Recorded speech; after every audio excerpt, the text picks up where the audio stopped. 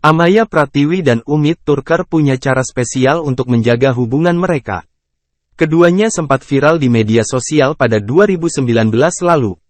Keisengan gadis asal Pingrang Sulawesi Selatan yang berujung bertemu bule asal Turki itu sempat membuat heboh lantaran semuanya berawal dari keisengan. Mengambil foto secara acak dari Google dan kemudian disandingkan dengan fotonya dengan latar belakang biru membuat dirinya dilirik oleh Umit Turkar. Hingga akhirnya hubungan mereka sampai pada tahapan yang serius. Umit datang menemui kekasihnya ini pada tahun 2022 dan melamar Amaya. Setelah proses lamaran selesai, Umit kembali ke negara asalnya dan belum kembali lagi ke Indonesia. Sehingga mereka menjalani hubungan jarak jauh atau long distance relationship, LDR. Hari demi hari yang terlewati mereka anggap sebagai hari yang istimewa. Selain komunikasi yang lancar, mereka juga memiliki jurus jitu untuk membuat hubungannya awet. Aku sekarang kerja di bagian farmasi dan praktek dokter di sini. Jadi kadang sibuk banget, karena sekarang masing-masing dari kita sibuk kerja.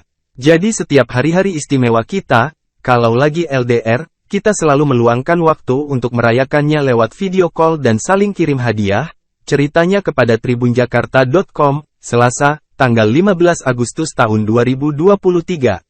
Oleh sebab itu, sekalipun mereka tak pernah saling bertukar kabar, komunikasi tetap terjaga meski keduanya sibuk dengan pekerjaan masing-masing. Gak pernah sih kalau misal sampai sehari gitu, gak komunikasi, soalnya pasti bakal selalu disempetin komunikasi, pungkasnya.